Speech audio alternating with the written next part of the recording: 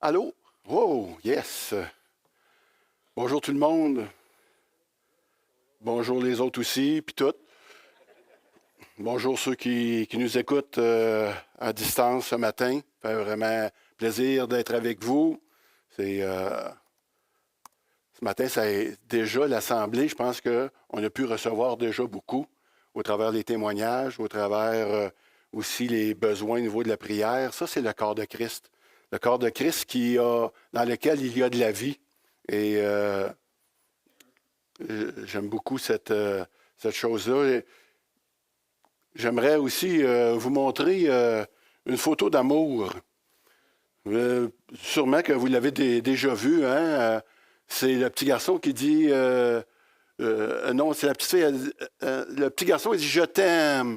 La fille, elle dit tu m'aimes-tu comme les grands? Il dit non, moi, je t'aime pour de vrai.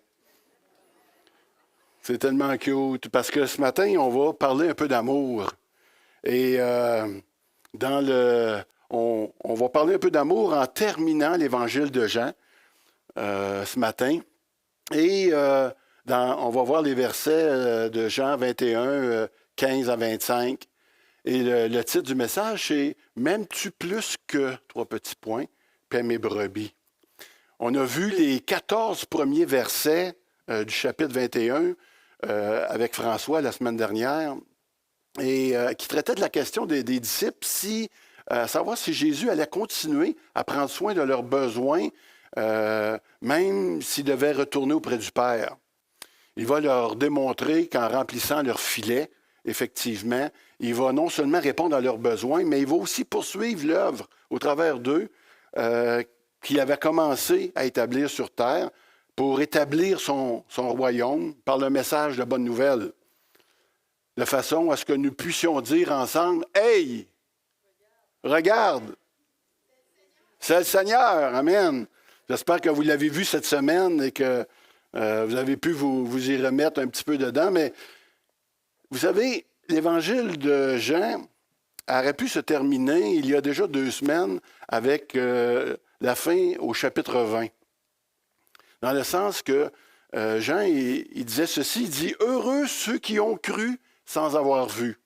Et un petit peu, juste à la fin, le dernier verset du chapitre 20, il dit « Et tout ce qui a été écrit l'a été afin que vous croyiez que Jésus est le Messie, le Fils de Dieu, et qu'en croyant, vous ayez la vie en son nom. » Ça me semble que ça finissait bien, l'évangile de Jean. Mais non, Jean, il a poursuivi, puis il a continué à écrire encore avec le chapitre 21.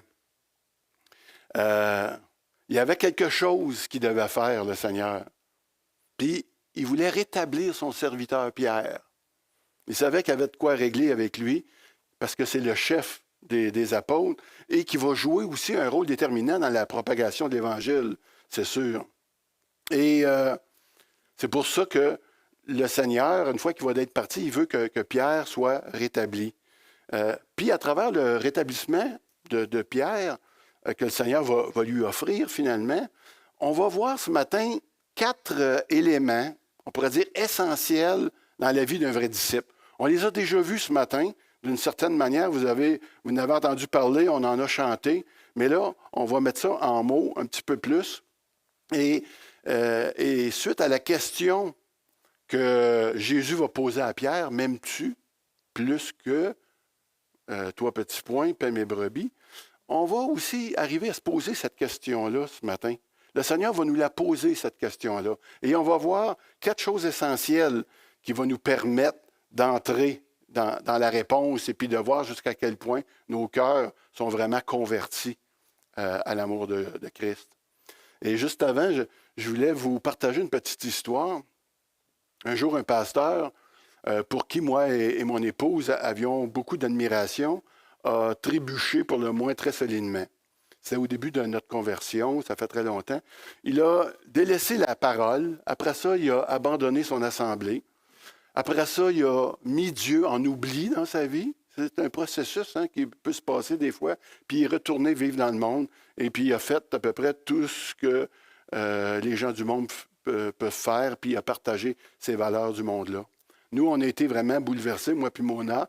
Je m'étais juré qu'une chose semblable ne m'arriverait jamais, bien que je savais que le cœur de l'homme, comme dit Jérémie 17, 9, que le cœur de l'homme est tortueux par-dessus tout, qu'il faut s'en méfier. Mais effectivement, plusieurs années après, d'une manière inattendue, j'allais moi-même aussi prendre une jambette spirituelle, un croc en jambe, pour ceux qui ne savent pas c'est quoi une jambette.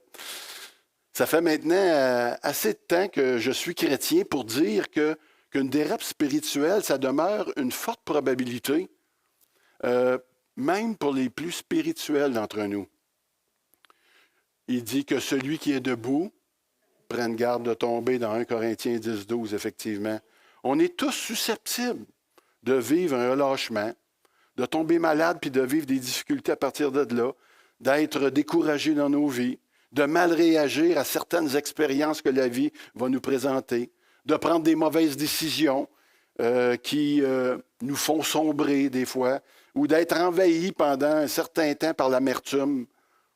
Mais de la même façon que la grâce de Dieu s'est manifestée pour Pierre dans ce moment-là, eh bien, elle demeure toujours disponible. Vous savez, peu importe dans quelle situation on peut se retrouver, eh bien, la grâce de Dieu est toujours là. Et peu importe, on pourrait dire, le degré de la jambette, peu importe comment ça fait de temps qu'on s'est éloigné ou qu'on a pris ou qu'on souffre.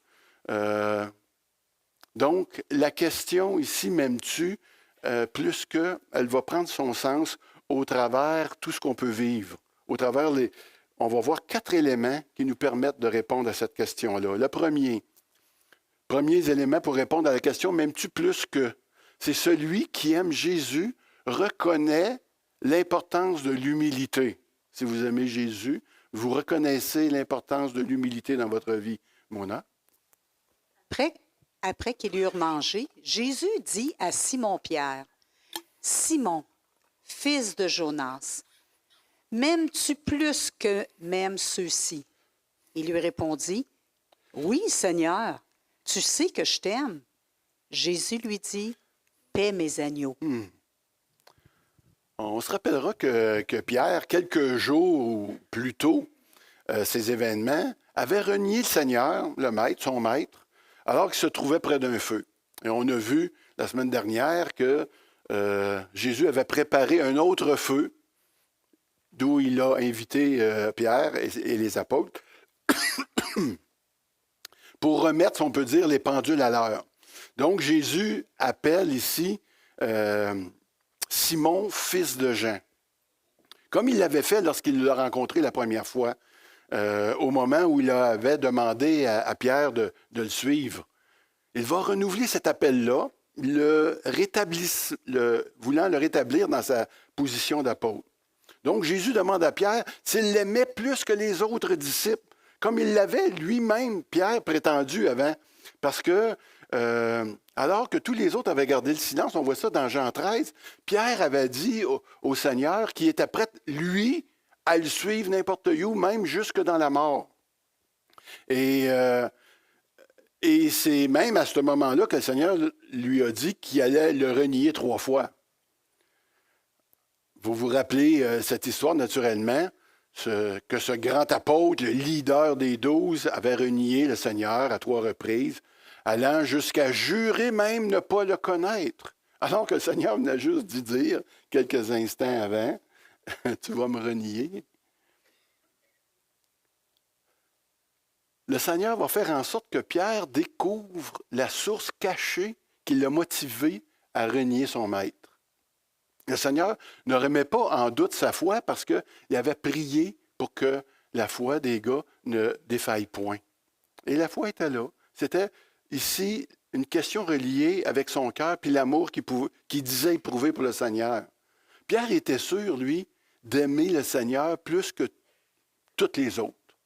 Je ne sais pas si ça vous arrive des fois, d'avoir cette impression-là que vous autres, vous aimez vraiment Dieu, comparé à d'autres.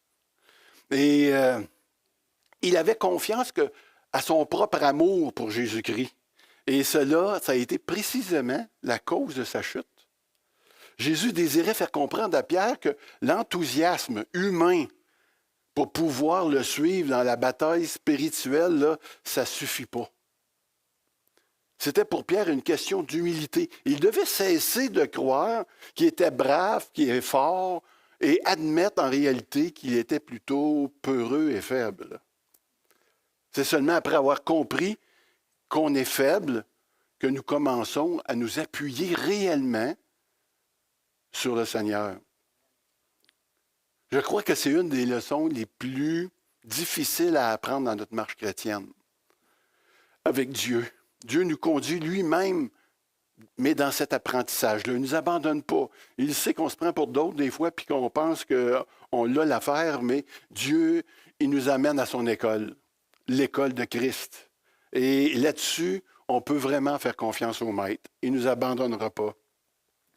Souvent, lorsqu'on débute dans la vie chrétienne, on pense que le Seigneur a fait une bonne affaire. Hein? On l'a entendu dans le témoignage de Mona. « Seigneur, tu peux bien te coucher, maintenant je suis arrivé. Tu sais, repose-toi, mon Dieu. » Au début, nous sommes empressés de mettre tous nos dons à son service. J'avais une petite histoire, j'en aurais eu plusieurs à vous raconter là-dessus, mais moi, je me rappelle quand je suis arrivé au Seigneur, j'avais le désir de former un groupe de bénévoles pour qu'on puisse aller évangéliser en prison, puisque j'y travaillais. Et puis, je m'étais dit, on va aller là-bas, toute une gang, puis on va faire... on va faire vraiment un tabac, tu sais. Et puis là, je me disais, hey, ils vont-tu voir comment ils doivent être fiers, tu sais, d'avoir un gars comme moi dans l'Église. Vraiment, tu sais. Ils n'ont jamais pu y aller en prison, là, ils vont pouvoir y aller une bonne fois pour toutes. Puis on a organisé ça pour que ça marche. Et puis, quoi? Ça n'a pas marché. En fait, si ça avait marché, j'aurais probablement passé dans la voie de l'Est comme étant celui avec qui ça va marcher. Mais ça ne marche pas de même avec le Seigneur. Il faut qu'il te ramène à l'heure juste un peu. Et c'est ce qu'il a fait avec moi, parce que ça s'est passé, mais 20 ans plus tard. 20 ans plus tard, l'aumônier régional, il vient me rencontrer, puis il me dit, Serge, là, il faut partir une aumônerie. Il y avait une aumônerie à Montréal, il y en avait une à Québec. Puis quand on parle d'aumônerie, pour ceux qui ne savent pas c'est quoi, dans le fond, c'est la prolongation de la chapelle ou des aumôniers à l'intérieur des murs. C'est la prolongation, mais à l'extérieur, dans la communauté, l'aumônerie communautaire. Et puis là, l'aumônier, il vient me voir, puis là, il dit, Serge, il faut absolument partir une aumônerie dans les régions. Ah, mais là, je dis, non, ça, moi, c'était une idée que j'avais dans la tête, là. Ça fait bien, bien longtemps, mais aujourd'hui, oublie ça, là. Moi, je ne ferai plus ça, là. J'ai pas le temps. Je vais à l'université, je m'occupe d'une église, j'étudie à Sembec, non, il me reste quelques heures pour dormir la nuit, je voudrais bien les garder. Et puis, mais le Seigneur avait décidé que c'est là que ça allait partir. Au moment où, dans le fond, je pouvais contribuer à rien, parce que je n'avais pas le temps de rien faire. Puis de toute façon, je ne savais pas quoi faire, puis comment le faire. Puis le Seigneur a organisé toute la patente. Il a envoyé les hommes, les femmes qui avaient besoin pour partir cette affaire-là. Et puis, c'est vraiment lui qui l'a parti, parce que moi, je n'étais pas là pantoute. En 2007, ça a parti. Et puis, il a engagé au début, pour ceux qui le connaissent, Ron McKay. C'est un homme d'expérience avec les bénévoles, puis tout ça. Puis ça a parti, cette affaire-là. Et plus tard, il y a eu plusieurs personnes. Carole, ici, a déjà été coordonnatrice de l'aumônerie. Il y en a eu plusieurs dans l'Église. Et aujourd'hui, malgré moi, je pourrais dire, le Seigneur est en train de développer l'aumônerie communautaire des régions à travers tout le Québec. Et, mais là, ça m'occupe un petit peu plus qu'avant. Mais ça reste que c'est lui qui est en train de faire toutes ces choses-là. Et c'est lorsqu'on est faible qu'on est fort. La première chose. Le deuxième élément pour répondre à la question « M'aimes-tu ?» c'est celui qui aime le Seigneur avoue ses fautes et le Seigneur le restaure, Mona. Il lui dit une seconde fois, « Simon, fils de Jonas, m'aimes-tu? » Pierre lui répondit, « Oui, Seigneur, tu sais que je t'aime. » Jésus lui dit, « Paie mes brebis. » et lui dit pour la 3e fois, « Simon, fils de Jonas, m'aimes-tu? » Pierre fut attristé de ce qu'il lui avait dit pour la 3e fois. « M'aimes-tu? » Et il lui répondit, « Seigneur, tu sais toutes choses. Tu sais que je t'aime. » Jésus lui dit, « Paie mes brebis. » Pierre avait sûrement fait beaucoup d'efforts pour oublier cet épisode-là humiliant de son reniement et puis de mettre ça de côté pour enterrer les affaires. Mais c'est une des raisons pour que le Seigneur veut, premièrement, y rafraîchir la mémoire parce qu'on ne guérit pas d'une blessure en l'enterrant et en mettant ça en arrière. Tu sais? Et il faut que cette blessure-là soit reconnue, confessée et éventuellement pardonnée. Enterrer nos manquements, là, ça ne donne rien comme tel. Donc, la première fois, Jésus lui demande s'il l'aime plus que les autres apôtres à cause de la déclaration un peu présomptueuse que Pierre avait faite devant les autres, disant qu'il abandonnerait jamais, peu importe ce que les autres feraient. Et les 2 premières questions sont construites avec le verbe aimer qu'on connaît, qui est agapéo. C'est-à-dire, c'est un amour pur, un choix volontaire, sacrificiel, un amour qui se sacrifie. Et c'est ce mot-là que Jésus utilise pour parler d'amour lorsqu'il pose cette question-là. Il dit, Pierre, est-ce que tu m'agapéo? Et Pierre va répondre dans un autre terme qui est plus philéo. Donc, il va dire à Jésus, Seigneur, oui, je te philéo, je te affectionne. On voit déjà là ici que Pierre, il avait un petit peu descendu sa norme par rapport à l'amour qu'il disait avoir au tout début pour le Seigneur. Le mot agapéo, il vient aussi de cette... on le voit dans Jean 15,13 quand il dit qu'il n'y a pas de plus grand agapéo d'amour que de donner sa vie pour ses amis.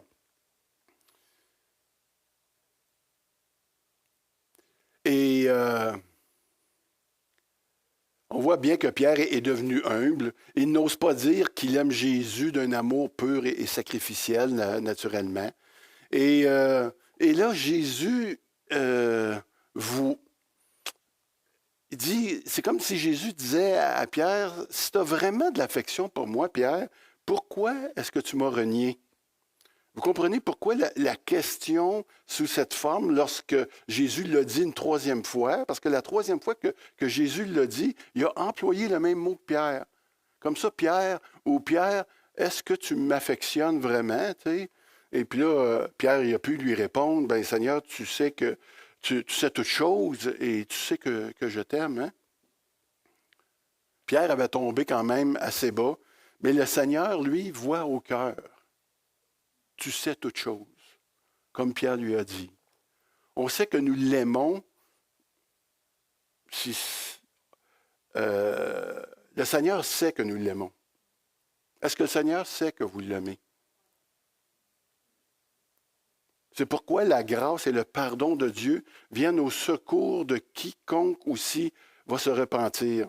C'est facile de déclarer qu'on aime le Seigneur et que nous sommes disposés à tout donner, se mettre à part, confesser qu'il est notre maître. Mais on doit bien avouer que des fois, on peut trahir sa confiance. Je ne sais pas pour vous, mais des fois, on doit bien avouer que nos bottines ne suivent pas toujours nos babines. T'sais, on le voit au travers des chants qu'on chante des fois. Seigneur, je te donne tout, mais pas plus que 10%. J'aime le Seigneur, mais des fois, je traite ma femme avec mépris peut-être. J'aime le Seigneur, mais je tiens tête à mon mari coûte que coûte. J'aime le Seigneur, mais si mon frère m'a fait du tort, il va couler beaucoup d'eau sur les ponts avant que je lui pardonne. Mais j'aime le Seigneur, mais je néglige peut-être ma responsabilité d'enseigner ou d'instruire mes enfants dans cette voie qu'elle doit suivre. J'aime le Seigneur, mais mon confort, mes désirs, ma volonté aussi sont importants. Mais heureusement, Dieu est toujours prêt à nous rétablir dans la relation. Je sais qu'il y a des moments hein, dans nos vies avec le Seigneur que ça peut faire des vagues, mais par sa grâce et son pardon, on est toujours restauré. Puis ça commence chaque matin. Le matin, le Seigneur dit, tu m'aimes-tu? Aujourd'hui, c'est parfait. OK, on y va. Seigneur, tu sais que je t'aime. On part ça. Une troisième. Jésus restaure totalement Pierre en lui demandant de paître ses agneaux. Dans le fond, ce n'est pas la troisième. Ici, on continue parce qu'il va lui dire paître ses agneaux. Jésus emprunte le mot agneau. C'est l'agneau, il y a le mot agneau qui est là, puis le mot brebis. Puis le mot agneau, c'est le petit de la brebis, je pense, un agneau. C'est un petit enfant. Et c'est comme si le Seigneur, il dit, ça c'est la manière que le Seigneur met des fois à l'épreuve notre amour, en voulant qu'on prenne soin des plus faibles parmi nous. Cela va arriver à chacun de nous un jour d'être faible. Et ceux qui sont des enfants de Dieu aiment Dieu et aiment aussi qui? Les enfants de Dieu. Un enfant de Dieu, ça aime les enfants de Dieu. Mona, veux-tu nous lire ça? Si quelqu'un dit « j'aime Dieu » et s'il déteste son frère ou sa sœur, c'est un menteur. En effet, celui qui n'aime pas un frère ou une sœur qu'il voit, il ne peut pas aimer Dieu qu'il ne voit pas. Voici le commandement que Dieu nous a donné. Celui qui aime Dieu doit aussi aimer son frère et sa sœur. Paître les brebis, là, ça peut sembler une tâche, on pourrait dire, pastorale. Mais c'est une tâche aussi qui est pleine de satisfaction, un bel appel pastoral. Même, je pourrais dire que c'est la plus belle tâche au monde que le Seigneur ne peut pas donner à ceux qui s'exécutent dans cette tâche-là. En fait, je crois que chaque croyant est appelé à prendre soin du troupeau. On est tous appelés à prendre soin des uns des autres, n'est-ce pas? Ce commandement du Seigneur est quand même exigeant. Pierre va dire dans 1 Pierre 1,22, ce même Pierre qu'on parle ici, il dit « Aimez vos frères ardemment ». C'est quoi que ça veut dire? Je me suis posé la question. Bien, dans le fond, ça veut dire ce qu'on fait, la plupart d'entre nous, régulièrement. On instruit un nouveau croyant lorsqu'il vient au Seigneur. On reprend ceux qui pêchent. On exhorte ceux qui s'éloignent de la foi ou de l'obéissance à la parole de Dieu. On partage le joug, n'est-ce pas, avec ceux qui souffrent. On peut résister des fois aux douceurs du repos. C'est vrai, des fois on peut dire non à notre corps. Se charger de certaines tâches aussi dans divers ministères. On peut visiter les personnes indigentes, les personnes malades, supporter le jugement du monde, ce qui veut dire des fois être rejeté. On peut voir ça. Côtoyer ce monde aussi, c'est ça que ça veut dire. On côtoie ce monde-là avec tout ce qui est renfermé, tous les vices qui peuvent s'y rattacher, sans trébucher nécessairement nous-mêmes. Et tout ça pour un seul et unique motif, l'amour qu'on a pour le Seigneur. C'est pour ça qu'on fait ça. Il n'y a pas d'autre chose. M'aimes-tu? Bien, ici, on a des points qui peuvent nous donner des indications. Peut-être le troupeau de Dieu, des fois, ça procure plus de reproches que de louanges. C'est vrai que servir, il faut s'attendre à ce qu'on puisse se faire reprocher plus que louanger. Plus de travail de reconnaissance, c'est la volonté de celui que nous aimons de paître son troupeau. En mettant en perspective que le Seigneur t'a aimé jusqu'à la croix. Si tu oublies ça, tantôt quelqu'un a dit, je pense que c'est Marie-Ève qui disait ça, mais lorsqu'on tasse les yeux, nos regards sur Jésus-Christ, eh bien, effectivement, on va commencer à perdre un peu le focus. Et puis tout ce que je viens de dire là, ça va prendre de la distance dans nos vies. Mais lorsqu'on le fait, lorsqu'on garde nos yeux sur ce que le Christ a fait pour nous, On dirait que c'est plus facile. On obtient là notre récompense. Parce qu'on peut poursuivre le travail que le Seigneur a commencé. D'ailleurs, c'est à ça. On a une mission, hein, de paître le troupeau de Dieu. Et je continue à dire que malgré toutes ces choses-là, c'est un très beau mandat qu'on a. Amen. Est-ce que tu peux dire au Seigneur ce matin, j'ai peut-être pas toujours été à la hauteur là, comme j'aurais dû, mais Seigneur, tu connais mon cœur, comme Pierre l'a dit, et tu sais que je t'aime. Si tu n'es pas capable de dire ça au Seigneur ce matin, c'est pas grave, parce que tu peux accepter son pardon n'importe quand, tu peux venir à lui, parce que c'est ça qu'il désire pour toi. Il veut te rendre en confiance. Il veut que tu saches qu'il t'aime et que tu l'aimes. Il est toujours prêt à pardonner, à restaurer notre communion. Fait qu'on n'a pas besoin de se frapper la tête longtemps ou de continuer à se frapper sa tête lorsqu'on est un peu en déficit. On peut toujours venir vers Dieu. Le troisième élément pour répondre à la question « M'aimes-tu ?»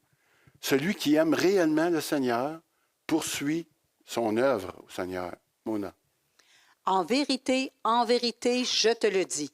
Quand tu étais plus jeune, tu te saignais toi-même et tu allais où tu voulais. Mais quand tu seras vieux, tu étendras tes mains et un autre te ceindra et te mènera où tu ne voudras pas. Il dit cela pour indiquer par quelle mort Pierre glorifierait Dieu. Et ayant ainsi parlé, il lui dit, « Suis-moi. » Étant plus jeune, probablement que Pierre faisait pas mal ce qu'il désirait, il suivait ses impulsions, puis donnait probablement priorité à sa liberté en tant qu'homme. Mais une fois que tu es rendu disciple du Seigneur, ça, les choses changent. Hein? Il y a certaines contraintes et peut-être même des souffrances qui viennent avec le fait d'être un disciple de l'Évangile. Mais ici, le Seigneur va faire une faveur à Pierre. Il va lui permettre de partager la communion de ses souffrances. Oh boy! Philippiens 3,10, qu'on voit ça. Pierre allait pouvoir bénéficier de ce qu'il désirait dans la chair. Qu'est-ce que Pierre désirait lorsqu'il suivait le Seigneur dans sa chair? On pourrait dire, c'était quoi qu'il voulait? Bien, il voulait donner sa vie pour le Seigneur. Il était prêt à mourir pour lui. Mais Pierre, pas Pierre, mais Jésus, il dit, ben ça va arriver ça, mon Pierre. Tu es content? Tu vas pouvoir mourir. Quand ça dit les bras en croix, ça veut dire que tu vas même peut-être pouvoir mourir martyr pour moi. Puis là, je te le dis, grâce à l'Esprit Saint, maintenant, avec ce que tu es en train de vivre, tu vas pouvoir te rendre jusqu'au bout. Pierre, quand il a suivi ça, ça a duré peut-être 30 ans après ça, avant qu'il arrive au martyr. Mais Pierre, il a pu se rendre jusque-là. Il était content. Je ne sais pas, vous autres. Peut-être que ce n'est pas ce que tu souhaites dans ta vie, mourir en martyr, mais néanmoins, notre vie que le Seigneur nous conduit à faire des choses qu'on n'aurait peut-être jamais soupçonnées nécessairement au point de départ. Pensez-y. Quand on est avec le Seigneur, ça nous amène à faire des choses reliées avec le Seigneur. Premièrement, évangéliser. Écoute, moi, j'avais dit au Seigneur, jamais je ferais ça, là, je ne parlerai pas de toi, je n'ai pas envie de faire rire de moi. Fait, tout d'un coup, on se met à vouloir évangéliser.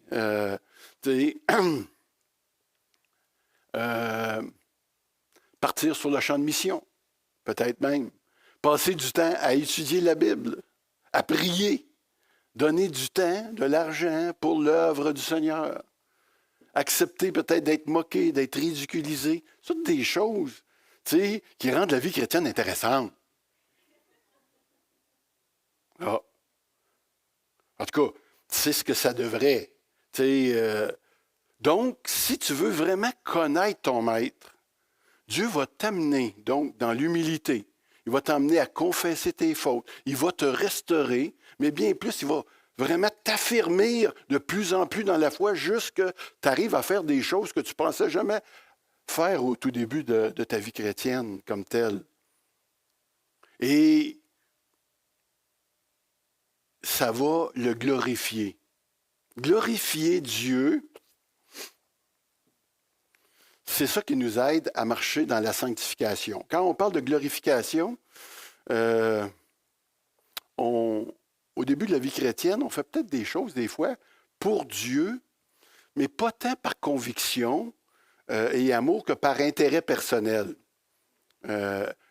Mais comme si c'était la bonne chose à faire. Parce que quelqu'un qui, lorsqu'on arrive dans la vie chrétienne, on dit, bon, maintenant, qu'est-ce qu'il faut que je fasse? Je me rappelle d'avoir rencontré un gars qui sortait de l'Église. C'est la première fois qu'il venait à l'Église, puis il était tellement motivé, puis il dit, hey, moi, je veux vraiment servir Dieu. Puis c'était la première fois qu'il en entendait parler. Puis là, il dit, hey, Serge, t'aimerais-tu ça? Il dit, moi, je suis un constructeur, je pourrais construire un clocher sur votre Église, là.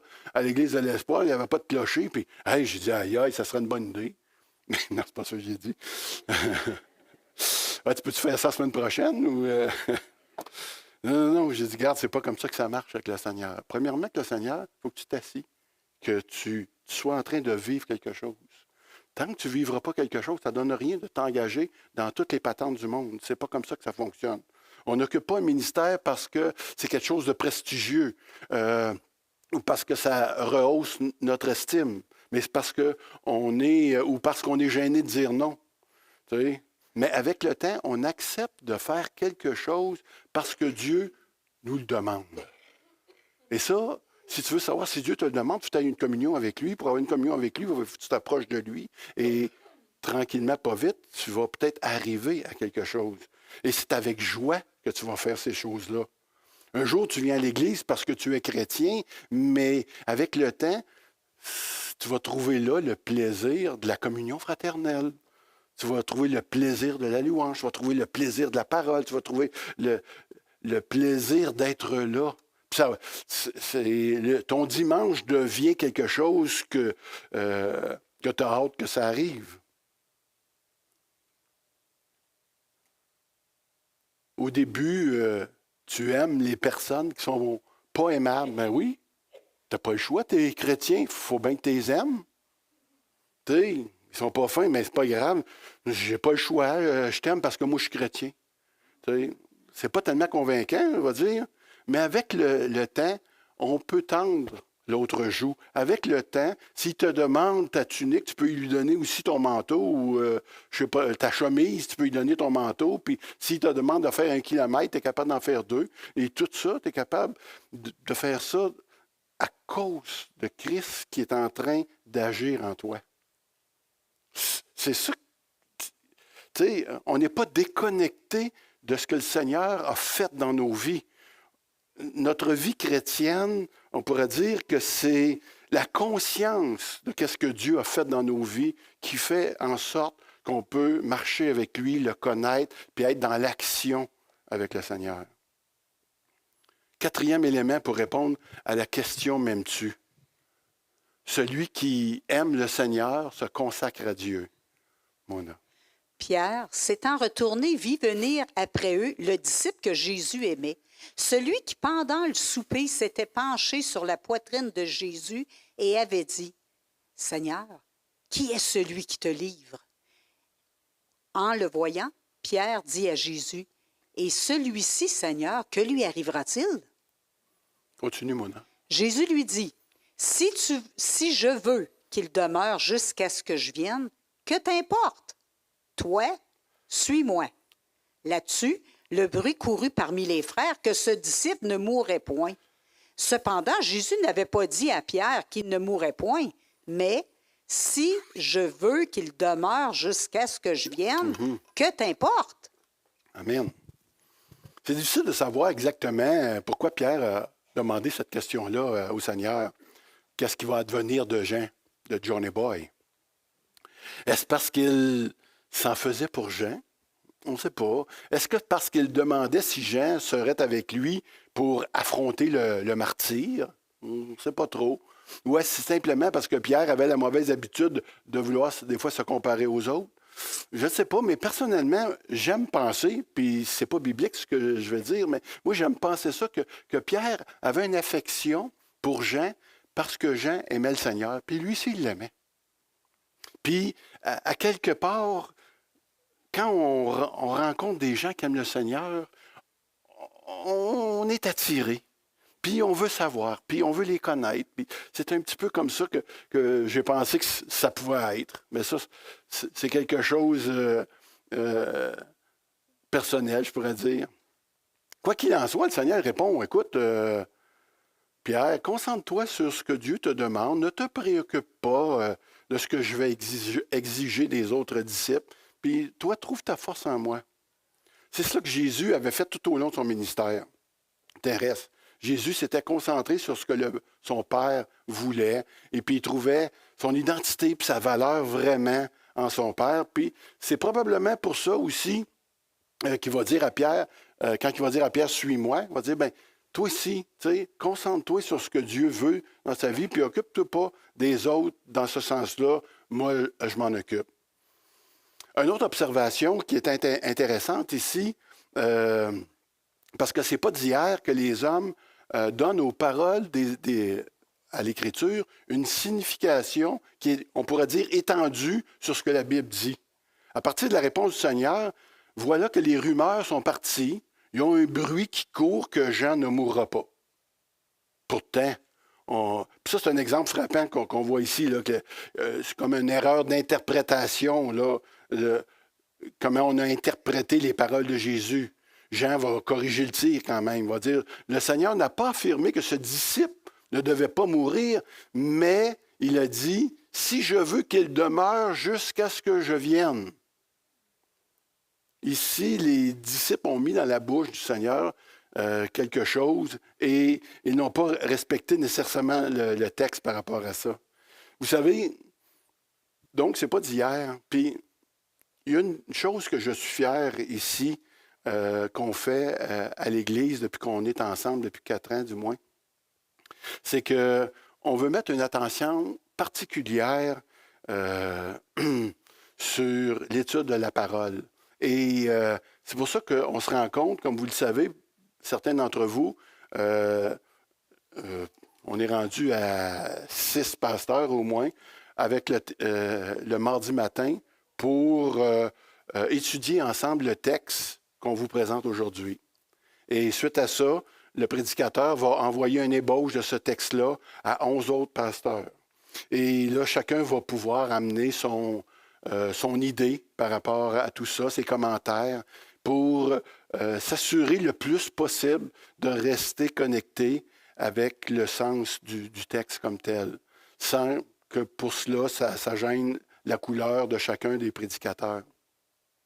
Et et le Seigneur a donné beaucoup de dons à l'Église, beaucoup d'hommes et de femmes doués. Et particulièrement, il y a un monsieur que, il n'y a pas longtemps, on a honoré Alain dans le travail extraordinaire qu'il pouvait faire. Puis ce matin, tu sais, des fois, on regarde les pasteurs, puis on peut se demander c'est quoi qu'ils font. Puis, tu sais, qu'est-ce qu'ils font de plus que moi, lui? Bien, il y en a un parmi nous qui a ce don de la parole, qui a ce don, c'est-à-dire d'étudier la parole avec le grec, l'hébreu.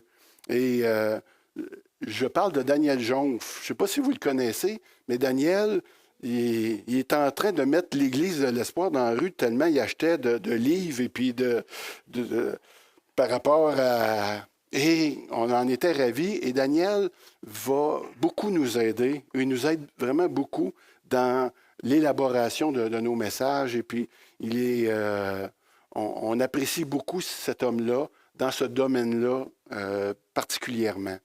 Fait que des fois, on ne voit pas tout le monde nécessairement là, mais chacun a son don et est en train de l'exercer pour édifier et faire grandir l'Église. On en est bien content. La conclusion, frères et sœurs. Ici, oui, c'est ça. C'est marqué, j'aime le Seigneur plus que tout, je n'aime pas le Seigneur plus que, il n'y a pas de tout, là, plus que. Et vous savez, cette fleur-là, qui est une marguerite, je ne sais pas si vous avez déjà joué avec ça. Il m'aime pas, il m'aime pas, je l'aime plus, il m'aime plus. Et puis, tu sais, c'est pas tout à fait comme ça que ça marche avec le Seigneur, tu sais, comme tel. Mona, veux-tu nous lire les derniers versets? C'est ce disciple qui rend témoignage de ces choses qui les a écrites. Et nous savons que son témoignage est vrai.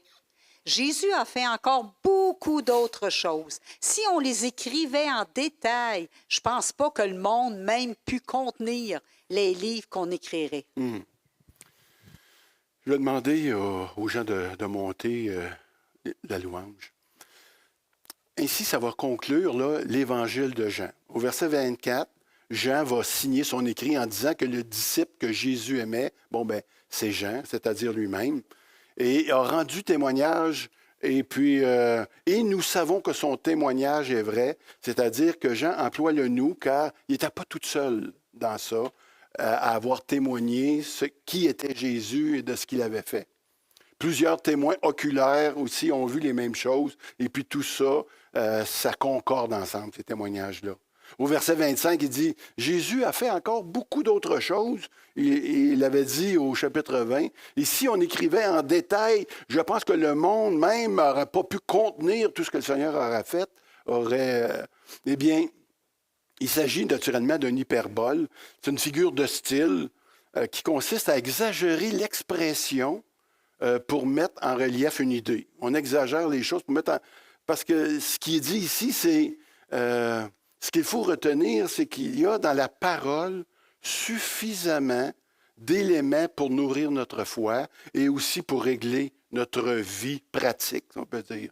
Il aurait été inutile d'en remettre davantage, mais ça dit à quel point nous avons un Dieu puissant, un Dieu qui a fait des choses à l'infini et glorieuses, si on peut dire.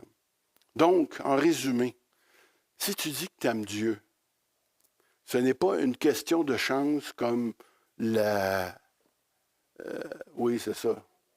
Marguerite. Ça veut dire que tu es une personne qui adopte une attitude d'humilité. Tu n'hésites pas à confesser tes manquements, puis au lieu de les cacher. Tu es sensible à la mission de poursuivre cette œuvre-là.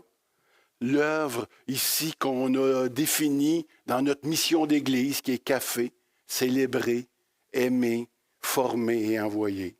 Tu es même prête à souffrir pour l'Évangile, dans ce que Dieu te donne de pouvoir le faire. Tu sais, des fois, souffrir, là, ça ne veut pas dire que tu vas être torturé, comme on a entendu le témoignage là, ce matin. C'était de la torture, ça. Tu sais, on est au début et puis ça chauffe, effectivement. Mais pour nous, ça peut vouloir dire d'autres choses de différent, tout simplement. Être torturé, des fois, c'est juste de délaisser un peu la chair pour prendre soin des autres. Témoigner l'Évangile autour de nous, d'accepter de rencontrer un peu l'agenda de Dieu plutôt que le nôtre. En fait, est-ce qu'il y a des choses dans ton agenda que tu pourrais remplacer au profit de celles de Dieu? Ou encore des choses que tu peux faire différemment dans ton agenda actuel. Donc, au niveau du travail, est-ce que tu peux ou est-ce que tu es déjà en action pour prier pour tes collègues? Être sensible à leurs besoins, leur offrir ton aide, les encourager, puis éventuellement peut-être même leur témoigner. Dans tes loisirs que tu pratiques, déjà, là, est-ce que tu peux leur apporter une couleur chrétienne au travers de ça? C'est vrai que se détendre et s'amuser, c'est important pour nous et c'est utile que la Bible dit, mais peut-être à peu de choses, mais quand même utile. Mais en plus de gagner des médailles, là, est-ce que tu pourrais aussi envisager de pouvoir gagner des âmes à Christ au travers de tout cela? Ainsi, c'est comme ça ce matin qu'on va terminer notre étude de l'Évangile de Jean. Et puis on va comprendre un petit peu pourquoi que cet Évangile-là, c'est un des livres les plus appréciés et aimés de la Bible. Hein? Amen. Alors, je vois le temps est avancé. Je vais laisser à nos musiciens le dernier chant. Merci.